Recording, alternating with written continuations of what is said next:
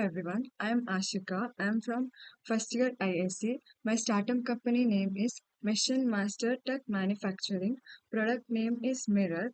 Product proposed name is Mirror View Tech. Empathizing, mentioning some of the requirements and feeling about the product as said by the customers during the empathizing activity. First one using silver detector and second one using reflective layer. Define based on the empathizing state and considering the feeling and requirements of the customers, many features are added to the existing product. Existing product name is Mirror. Futuristic product name is Mirror View. Idea. Some of the additional features to be added are mentioned here.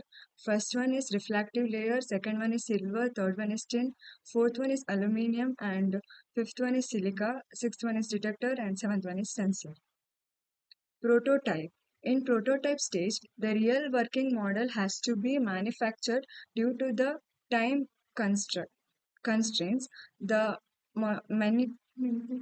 mentor advised to draw a sketch. The sketch is given below. Testing. I request the viewers of the presentation video to comment your opinion to satisfy the testing stage. Thank you, everyone.